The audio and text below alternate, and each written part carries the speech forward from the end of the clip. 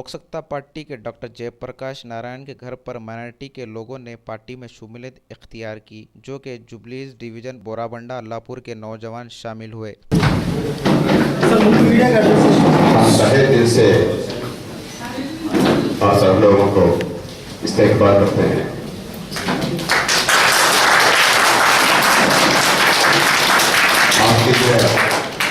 उर्दू में अच्छी तरह बात नहीं कर सकता, इसलिए तेलुगु और उर्दू मिक्स करके कई शब्द आपसे आपके सामने प्रस्तुत करूंगा। हमारे अवाम में, हमारे मुल्क में हजारों सालों से कई धर्म का एक मिक्सचर हो रहा है। लगभग 3000 साल पहले, 2600 साल पहले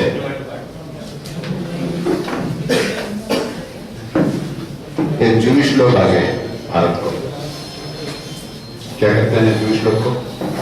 जुडाइज्म, जूश, यहूदी लोग 2600 साल, लगभग 2000 साल पहले जीसस क्राइस्ट के एक क्रूसिफिक्शन के बाद, केवल 10-15 साल के बाद में सेंट थॉमस हमारे मलबार कोस्ट पर आए थे। 2000 साल अभी तक वो यहूदी लोग एक हिंदुस्तान में, उन दिनों में हिंदुस्तान नहीं कहा जाता, यहूदी लोग ये 2600 साल से यहाँ शांत से जीवन निभा रहे हैं। और क्रिश्चियन लोग, सीरियन क्रिश्चियन कहते हैं मलबार में, केरला में अभी भी सीरियन क्रिश्चियन लोग हैं। सारे संसार में इजराइल के बाहर पहले क्रिश्चियन लोग हमारे सीरियन क्रिश्चियन लोग हैं, जो लोग अभी हिंदुस्तान में हैं।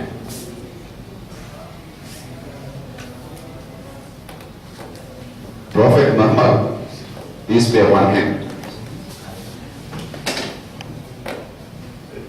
प्रॉफिट मोहम्मद के बाद केवल 80 इयर्स में, 80 साल में इस्लाम इस मुल्क पर पहुंचा। 712 AD उस साल पर एक नौजवान कासिम वो सिंध पर आ गया, आके वहां ताहिर था वहां का राजा, लेकिन एक मूर्ख राजा था, बहुत फुलिश था। एक ट्रेड होता है अरब कंट्रीज और भारत के बीच में, इसको अच्छी तरह वो डिफेंड नहीं कर सके, इसीलिए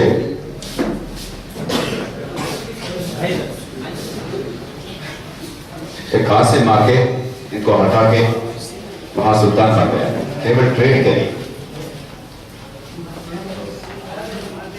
वो लगभग 1300 साल हो गया, 1300 ईयर्स। अभी तक इस्लाम भारत में, हिंदुस्तान में जिंदा है। इस मुल्क सब धर्म के लिए, यहूदी के लिए, पारसी के लिए, पारसी लोग आए। जब ईरान में वो पारसी फेथ वहां से हटे, वो सब यहाँ हिंदुस्तान आए। अभी तक वो जागी दादा कहते हैं, कभी दादा कहते हैं, ये सब पारसी लोग। अभी का साइरस मिस्त्री कहते हैं दादा का चेयरमैन, अभी ये सब पारसी लोग। सारे संसार के कई धर्म, कई रिलीजन यहाँ हिंदुस्तान आए और यहाँ इतने साल से हमारे वेद को, हमारे खुदा को, जैसा हमारी मर्जी है वैसा खुदा को वर्शिप करते रहते हैं। ये हिंदुस्तान सबका है, हमारा संविधान सबके लिए है। ये हिंदू का नहीं, बौद्ध का नहीं, जैन का नहीं, सिख का नहीं, ये सबका है। जो संविधान में कहा जाते हैं हर नागरिक को हम इक्वल प्रोटेक्शन देंगे, वो केवल एक कागज पर बात नहीं, ये हमारे दिल में इसको छापना है। ఈ దేశంలో ఎన్నో కులాలు ఉన్నాయి, మతాలు ఉన్నాయి, ప్రాంతాలు ఉన్నాయి, భాషలు ఉన్నాయి. అందరూ కూడా ఈ దేశంలో వాళ్ళని గుర్తించకపోయినట్టయితే అంతకంటే ప్రమాదం కోరలేదు. वो सेक्युलरिज्म है, धर्मनिरपेक्षता है. माने सरकारी को चलने में ये रिलीजन का बात नहीं पैदा होता. अब हिंदू या मुसलमान, ईसाई या यहूदी, सिख या बौद्ध, ये सरकारी को चलने में, कानून को चलाने में ये धर्म का बात नहीं आता है. यही है सेक्युलरिज्म. ये सेक्युलरिज्म किसी पार्टी का प्राइवेट प्रॉपर्टी नहीं है, ये हमारे सब लोगों का हक है. क्योंकि जो संविधान है वो कानून का कानून है. ये कानून का कानून हम हमारे लिए लिख के इसको कानून का कानून बनाया, संविधान बनाया. ये हमारा हक है.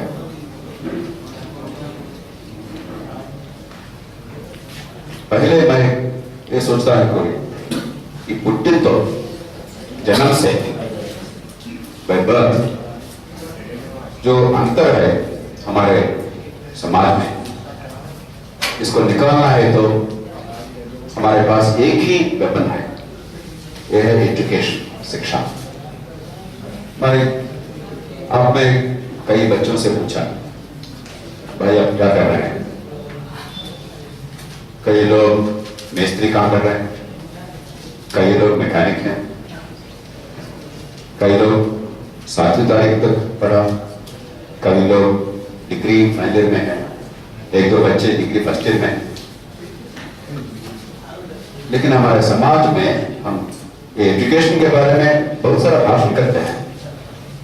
हमारे संविधान में ये फंडामेंटल राइट है, एजुकेशन एक फंडामेंटल राइट है, लेकिन ये सब कागज में है.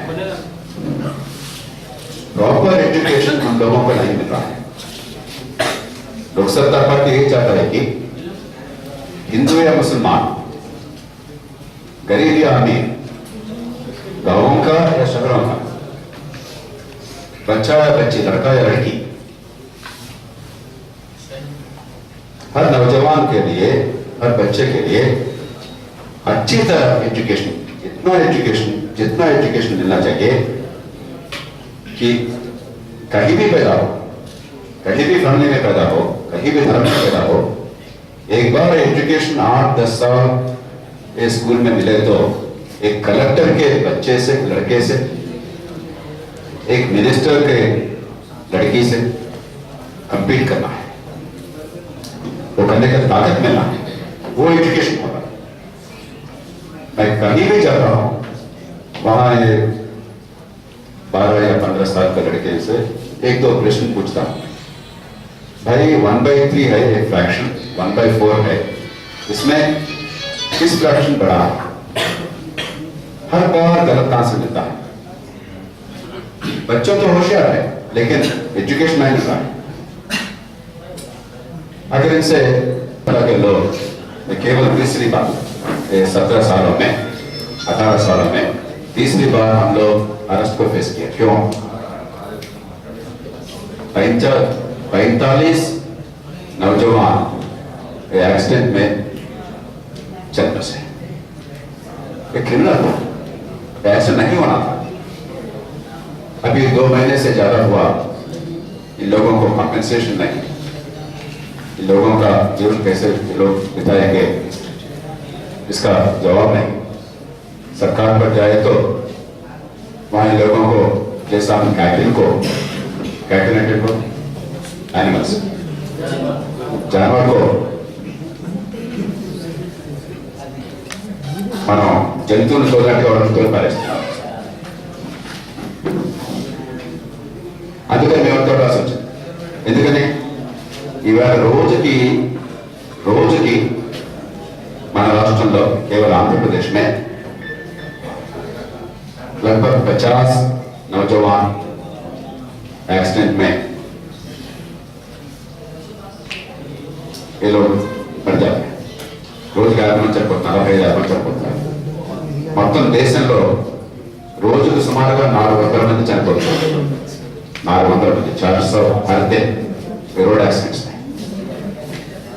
सारे संसार में ये ज्यादातर नंबर है और किसी भी देश में चीन आएगा अमेरिका या किसी भी देश में इतना ज्यादा रोड एक्सीडेंट्स में नहीं मिलता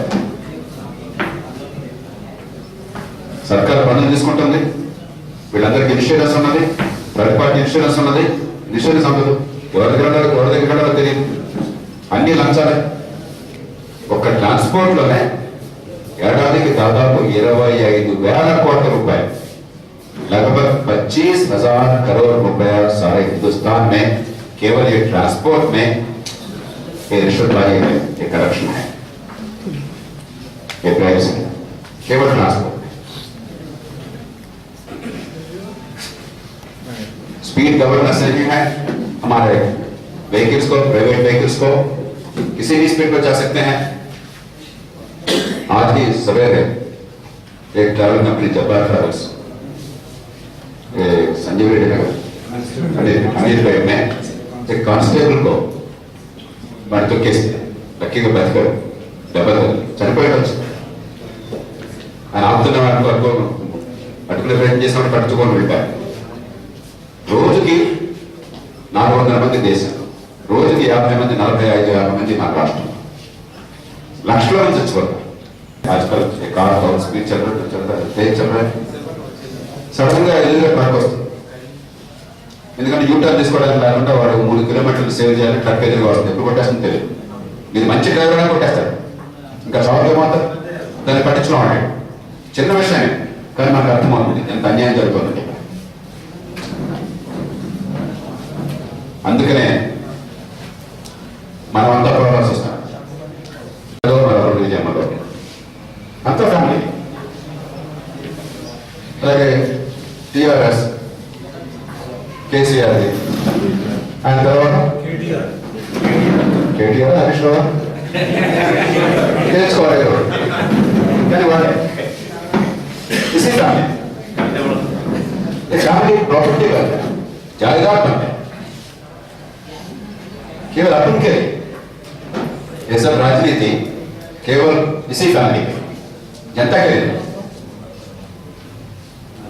लेकिन राजनीति के एक्सीडेंट्स को करने के लिए हर बच्चे को हर नागरिक को शिक्षा देने के लिए ये कुलమైన మతమైన అందరినీ సమానంగా నిలబెట్టడం కోసం కోర్టుకెళ్తే న్యాయం జరగడం కోసం పోలీసు వాళ్ళు మన గౌరవంగా చూడడం కోసం మనందరికీ ఉద్యోగాలు రావడం కోసం జాబ్స్ మిलना चाहिए कमाना चाहिए దళితులు బతకడం కోసం మన ఆడపిల్ల రోడ్డు మీద వెళ్తే రక్షణ మన ఢిల్లీలో జరిగింది వాళ్ళంతా మనవాళ్ళు మన నుంచి స్ఫూర్తి పొందిన వాళ్ళు మన నుంచి నేర్చుకున్నవాళ్ళు గొప్ప మార్పు మార్పు వచ్చింది सारे देश में जो दिल्ली में हुआ है ये सारे देश में होना चाहिए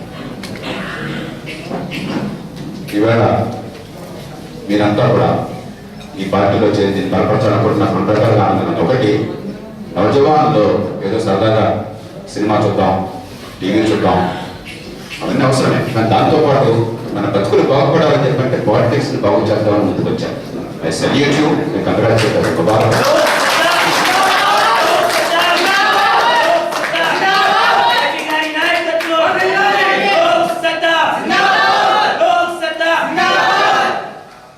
ఈ పోరాటంలో మీరంతా కూడా పాల్పంచుకోవాలి ఉదాహరణకి ఈ ట్రావెల్స్ చూద్దాం జబ్బార్ ట్రావెల్స్ ఉంది ఆ ట్రావెల్ కంపెనీ వాడు దివాకర్ ట్రావెల్స్ ఉంది ఆ బస్సు ఇచ్చిన వాళ్ళు నిన్నటితో ఆపకూడదు నేను అరెస్ట్ అయినా నిన్నటితో ఆపకూడదు దివాకర్ ట్రావెల్స్ కానీ జబ్బార్ ట్రావెల్స్ కానీ వీళ్ళందరికీ కూడా కాంపెన్సేషన్ వచ్చేదాకా థర్డ్ పార్టీ ఇన్సూరెన్స్ డబ్బులు వచ్చేదాకా ఆ ట్రావెల్స్ నడవకూడదు రాష్ట్రంలో అందరికీ సవినయంగా మనం చేస్తున్నాం మీకు అసౌకర్యం ప్రయాణికులకు మాకు తెలుసు పండుగ సీజన్ ఇది రేపొద్దున మీ పిల్లలకే ఈ ప్రమాదం రావచ్చు మీ కుటుంబాలే ఈ రకంగా ఎవరూ లేకుండా అనాథలాగా అక్కడ బలైపోవచ్చు, లేదా కాళ్ళు చేతులు తెగవచ్చు. ఏనాడు ఎవరికవుతుందో మనకు తెలియదు, మన దాకా వచ్చేదా రాగలదు. కాబట్టి ఇక్కడ ఈ బాధితుల కుటుంబాలకు న్యాయం జరగాలి. రేపు పొద్దున మీరు నేను మన కుటుంబంలో పిల్లలు బస్సులో వెళ్తే సురక్షితంగా ఉంటారు, యాక్సిడెంట్ జరగవు, ప్రాణం పోకుండా కాపాడవచ్చు అని చెప్పిన నమ్మకం మీకు కలగాలి, మనకు కలగాలి. అందుకోసం దయచేసి కొంత ఇబ్బంది అయినా కూడా మీరు ఈ పరిహారాన్ని ఇన్సూరెన్స్ కంపెనీ నుంచి పూర్తిగా అందించేదాకా, ఇక ముందు యాక్సిడెంట్ జరగకుండా భద్రత కలిగిస్తామని ఏర్పాట్లు మన నమ్మకంగా చేసేదాకా ఎవరో ఒకరు దీని ముందు బాగా బయటపడించారు. కాబట్టి ఈ ట్రావెల్ కంపెనీలు రెండు కూడా వాటిని బాయ్కాట్ చేయమని పిలుపునిస్తున్నాం. వచ్చే కొద్ది రోజులు ముందుగా నోటీస్ ఇవ్వకుండా ఎప్పుడైనా సరే మన కార్యకర్తలంతా కూడా మన నౌజవాన్లో అక్కడికి పోయి ఆ వెహికల్స్ ఆపుతారు. మీరు అరెస్ట్ చేస్తే అరెస్ట్ అవుతారు. ఎన్ని వందల మంది పోలీసులు పెట్టి రక్షించుకుంటారో చూద్దాం.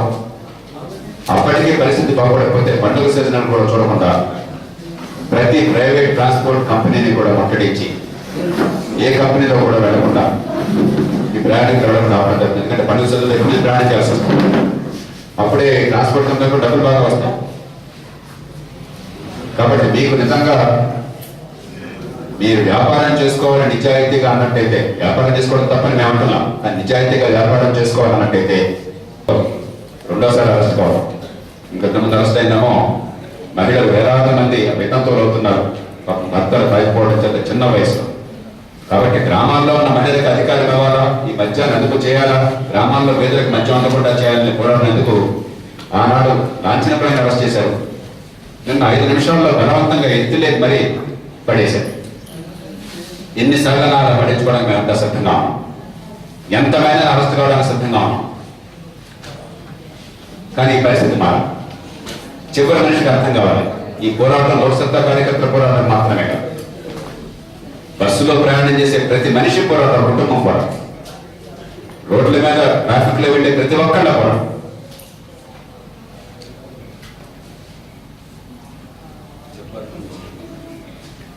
ये दोनों ट्रैवल कंपनी है, जब्बार ट्रैवल कंपनी है ये, उसी ट्रैवल कंपनी का एक्सीडेंट हुआ, और दिवाकर ट्रैवल कंपनी उसी का है बस। ये दोनों ट्रैवल कंपनी अभी से जब तक इन लोगों को जो 45 फैमिलीज है, 45 फैमिलीज है, उनका విభిన్న వాటికి కావాల్సిన లౌడ్ వర్క్స్ వాళ్ళందరినీ కోల్పోయారు. వాళ్ళందరికీ ఇన్సూరెన్స్ డబ్బులు వచ్చేదాకా ये ट्रैवल कंपनी नहीं चल रहा है। किसी भी समय पर हम लोग वहां एडवांस नोटिस, बिना एडवांस नोटिस हम लोग जाके ये रोक देंगे। ये ट्रैवल कंपनी बंद होना चाहिए। అప్పటికి వీళ్ళు స్పందించుకుంటే सब ट्रैवल कंपनी को ऐसा ही करेंगे। ये फेस्टिवल सीजन है, लाखों लोग हैदराबाद से बाहर जाते हैं, बाहर से हैदराबाद आते हैं। हम ये प्रार्थना करेंगे कि हम जानते हैं आपका कुछ इनकन्वीनियंस होगा, लेकिन माफ कीजिएगा, क्योंकि जो हुआ तो मामनगर जिले में पालम में वो आपको बच्चे के हो सकता है, आपको फैमिली में हो सकता है, आपको भी हो सकता है। इसीलिए हम सब अभी करना ఇంతకు ముందు ఆ గాంధీ బారిన పడకుండా, మద్యం బారిన పడకుండా వాళ్ళకి హక్కులు ఇవ్వాలని చెప్పిన పోరాటం, దానికోసం కుదకంట పెడతాం. ఇది ఎక్కడ తాగారు ఖచ్చితంగా ఈ రాష్ట్రంలో ప్రజల మద్దతును పొంది పేద కుటుంబాలకి గ్రామాల్లో ఈ బ్రాంతి, ఈ సారాయి దాన్ని బారిన పడకుండా రక్షించుకునే బాధ్యత మన అందరిది. అట్లనే మరోసారి అరెస్ట్ చేయమని మేము గట్టిగా నిబంధన ఉల్లంఘించాం. వాళ్ళు అరెస్ట్ చేయాల, ధైర్యం చేయాలి. రైతులకు పక్క రాష్ట్రంలో రేటు ఉన్నా కూడా ఆ రేటు ఇవ్వకుండా ఈ సరుకును అక్కడికి వెళ్ళకుండా ఆపాం. అప్పుడు మేము నెత్తి మీద, భుజం మీద ఈ సరుకును 5-10 కిలోలు పెట్టుకుని వందల మంది పెట్టి పక్క రాష్ట్రానికి పక్కన అమ్మాం. దమ్ముంటే అరెస్ట్ చేయమంటే దమ్ నహీ థా సర్కార్ నే అరెస్ట్ నహీ కియా. కానీ ఒక్క దెబ్బతో మన రాష్ట్రంలో రైతులకి 3,600 కోట్ల రూపాయలు फायदा వచ్చింది. 30,000 रुपया एक ही मूवमेंट में, एक ही आंदोलन में हमारे फार्मर्स को फायदा मिला. కాబట్టి మళ్ళీ చివరి మనిషి దాకా వీటిని తీసుకెళ్ళి ఈ రాష్ట్రంలో రైతు పండిస్తే రేటు రావాలి, ఓ బిడ్డకి మంచి చదువు అంటారు, ఏ కులంలో పుట్టినా ఏ మతంలో ఉన్నా जीतेंगे और हम सारे समाज को जरूर बदलेंगे। आगे साल नहीं, आगे 10 साल नहीं, अभी इसी साल इसी वक्त पर हमारे सारे समाज को हम बदलेंगे और सब इस बदलाव में शामिल होंगे।